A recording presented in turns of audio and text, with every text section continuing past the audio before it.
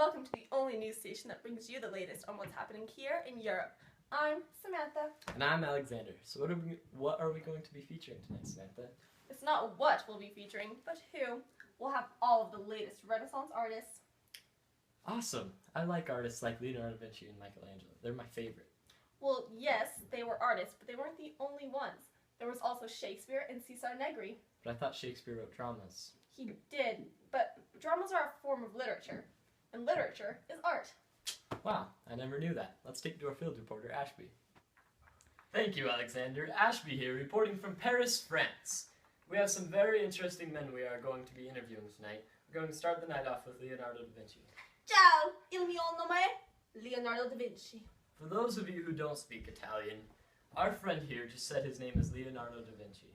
That I did, the stupid Americans who can't learn Italian. Now, would it be okay if we ask you a few questions? I suppose. We're going, my first question is, where were you born? Well, I'm originally from Italy, Vinci, Italy, hence my name, Leonardo da Vinci. Ah, I see. So what kind of things do you think you have done to contribute to the beautiful Renaissance time period? Well, I was an autonomous engineer, mathematician, naturalist, philosopher, sculptor, painter, architect, and inventor. Not to brag, but I'm kind of an overachiever. Indeed you. Bonjour. Indeed you are. Now, let's take it back to our friends in the studio. Bonjour. I'm Connor the intern, filling in for Sam. She was trampled by wild deer today in the Italy forest. Not very sad. Anyways, here, I am with Cesar Negri, a famous dancer who lived in the Renaissance age in Europe. Hello, Cesar. Hello. How are you doing? Doing very, very good. Where do you currently live? I currently live in the ground. Very interesting. Anyways, what do you specialize in? Like, what's your favorite kind of dance? You know, I did this dance, and it's very famous now. What's it called? It's called The Beauties of Love. Could you please demonstrate? Yes. Go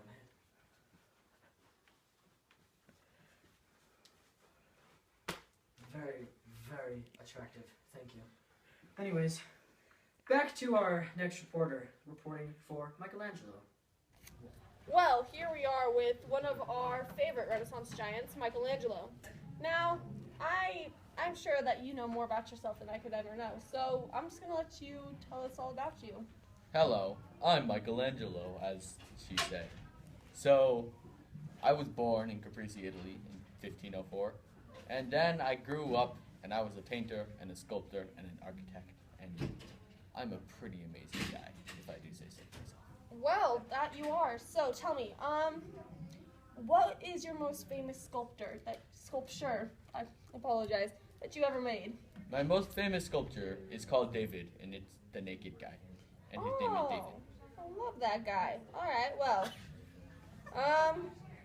what was your most famous painting? My most famous painting is, that's debatable. I think my most famous painting is the Sistine Chapel, all of it. Oh, Which I painted myself over the course of like 15 years. So how did painting the Sistine Chapel affect you? Like, did it have a physical effect, or did it have like an emotional, spiritual, like what?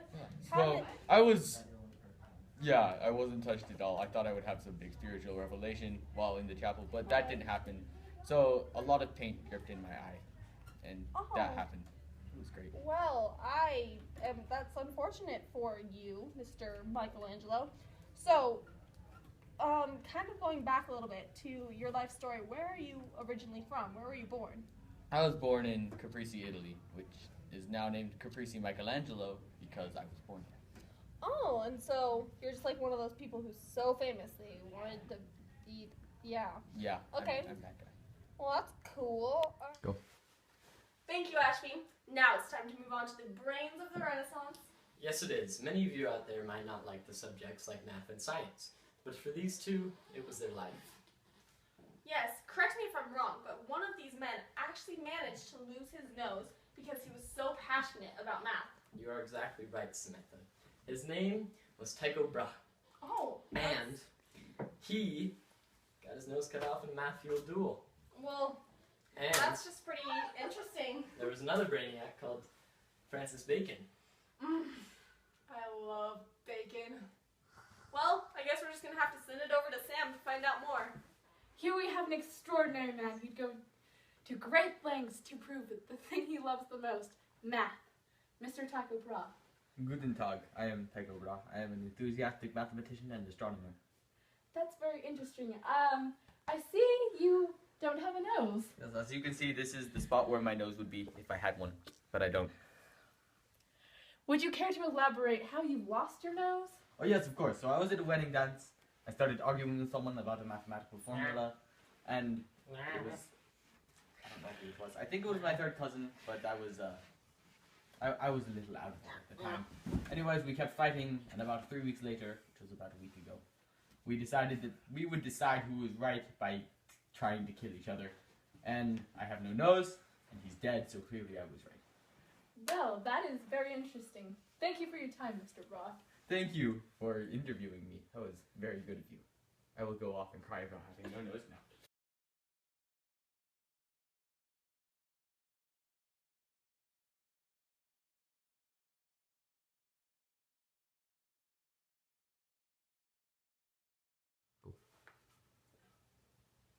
Thanks, Sam.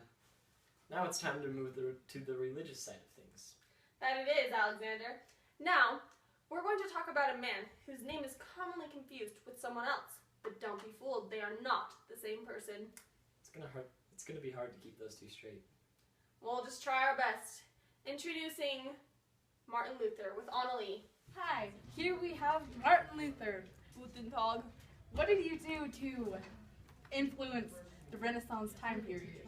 Well, I translated the Bible from the other languages that it was in to German.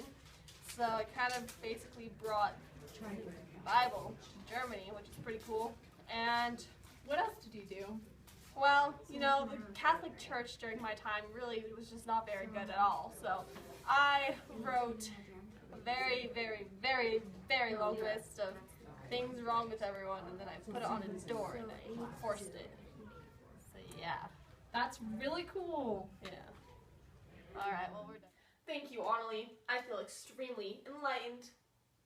Now, it's time to move on to my favorite part of the night. Queen Elizabeth. Take it away, Josh. Hello, ladies and gentlemen. I am here with Queen Elizabeth, who, as I understand, is a queen. What country are you the queen of, exactly? England. That's very nice. All hail Queen Elizabeth! All hail, indeed. So, what do you do in England, exactly? I rule over the peasants and wear immensely poofy dresses. All hail the peasants! No, that is very nice. We need this desk, actually, so I'm just going to set it back up. It's very aesthetically pleasing, and it makes people keep watching our channel even though we suck at interviewing. Anyways, so I've heard that there are also some other people in England besides yourself, like Shakespeare. Yes, I love Shakespeare. Oh, that's very nice. That's interesting. All hail Shakespeare! So Shakespeare has been hailed, the peasants have been hailed, and of course you have been hailed, oh Queen. We are very big fans of you back in wherever we're from. So yes, thank you for your time, and God hail the Queen. All hail Queen Elizabeth! Thank you, Josh. Queen Elizabeth was such an amazing person. She was inspiring and had brave leadership skills. She was indeed a very, very great person. Well, I think that's all we have for the Renaissance tonight, folks. Thank you for your time with us. I'm Samantha, And I'm Alexander. signing out. Boom!